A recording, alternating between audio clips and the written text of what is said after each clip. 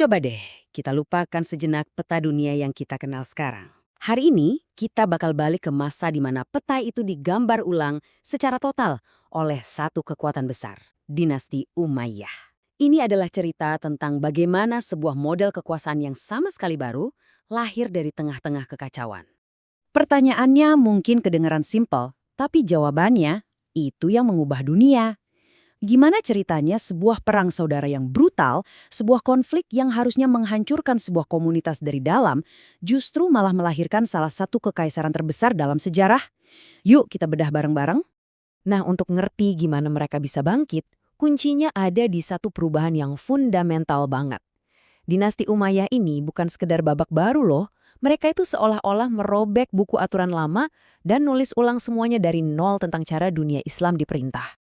Oke, sebelum Umayyah ada yang namanya era Khulafaur Rasyidin. Poin utamanya apa? Kepemimpinan itu dipilih berdasarkan musyawarah komunitas. Jadi kekuasaan itu bukan diwariskan lewat garis keturunan, tapi lewat kesepakatan bersama. Dan disinilah terjadi pergeseran yang luar biasa besar. Kita pindah dari sistem musyawarah ke singgasana kerajaan. Dinasti Umayyah memperkenalkan konsep monarki turun-temurun. Kekuasaan sekarang diwariskan, bukan lagi dipilih. Ini benar-benar perubahan total dalam DNA politik dunia Islam. Tapi pertanyaannya, kok bisa perubahan sedrastis ini diterima orang banyak? Jawabannya lahir dari api, sebuah krisis yang begitu dalam sampai memaksa lahirnya sebuah tatanan yang benar-benar baru. Sejarah mengenalnya sebagai fitnah kubra atau bencana besar. Ini adalah perang saudara pertama dalam sejarah Islam yang dipicu oleh krisis suksesi yang panas banget. Nah, di tengah kekacauan inilah, ide tentang sebuah tatanan yang lebih kuat dan terpusat mulai kelihatan sebagai solusi. Dari tengah-tengah krisis ini, muncullah satu sosok kunci, Muawiyah bin Abi Sufyan. Dia melihat bahwa untuk menghentikan perpecahan dibutuhkan sebuah otoritas yang kuat dan terpusat. Dialah yang meletakkan fondasi untuk dinasti ini. Coba catat tahun ini baik-baik. 661 Masehi. Ini adalah momen titik baliknya. Pengangkatan Muawiyah sebagai khalifah itu bukan cuma pergantian pemimpin biasa. Ini adalah peresmian sebuah dinasti baru yang akan membentuk dunia. Salah satu langkah pertamanya yang paling jenius, memindahkan ibu kota ke Damaskus. Ini bukan cuma soal pindah kantor ya, ini adalah sebuah langkah strategis yang menggeser pusat gravitasi politik dari jantung tradisional Arab ke sebuah pusat persimpangan dunia yang lebih kosmopolitan. Oke, jadi fondasi politiknya udah kuat nih. Terus apa? Energi yang tadinya habis buat konflik internal, sekarang semuanya dilepaskan keluar. Hasilnya? Sebuah ledakan ekspansi yang bakal mengubah peta dunia untuk selamanya. Coba deh perhatikan seberapa cepat mereka bergerak. Ini bukan ekspansi pelan-pelan, ini tuh kayak badai penaklukan.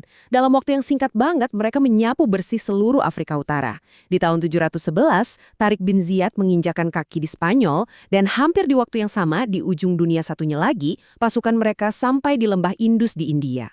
Skalanya benar-benar bikin geleng-geleng kepala. Kekaisaran ini menguasai wilayah yang luar biasa luas.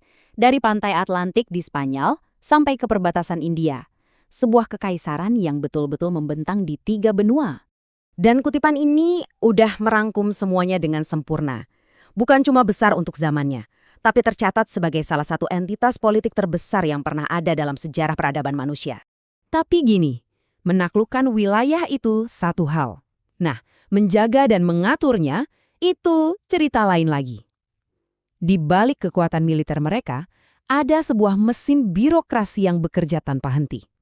Yuk kita lihat gimana para arsitek negara ini membangun fondasi kekuasaan mereka. Jadi di balik semua ekspansi ini, ada para pemimpin yang mikirnya tuh kayak arsitek.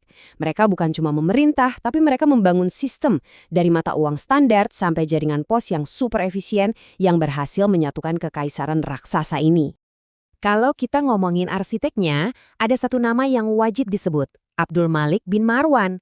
Dialah yang melakukan reformasi besar-besaran, menciptakan mata uang tunggal, menjadikan bahasa Arab sebagai bahasa resmi administrasi, dan membangun struktur yang memperkuat cengkraman kekaisaran. Lalu, tongkat estafet dilanjutkan oleh putranya, Al-Walid bin Abdul Malik. Nah, masa pemerintahannya inilah yang dianggap sebagai puncak puncak kejayaan dan kemakmuran dinasti Umayyah. Di bawah kepemimpinannya, kekaisaran mencapai titik tertinggi pengaruh dan stabilitasnya. Tapi, ya seperti semua kekaisaran besar, masa keemasan mereka nggak berlangsung selamanya. Setelah berkuasa hampir 1 abad, tepatnya di tahun 750 Masehi, dinasti yang lahir dari api perang saudara ini akhirnya runtuh oleh sebuah revolusi baru. 90 tahun. Untuk sebuah kekaisaran, mungkin kedengarannya singkat ya, tapi warisan mereka itu yang abadi. Pertanyaan yang tersisa buat kita renungkan adalah, tanpa model kekuasaan terpusat yang mereka ciptakan, dan tanpa ekspansi global yang mereka picu, apakah dunia yang kita tinggali hari ini bakal sama? Jawabannya hampir pasti beda banget.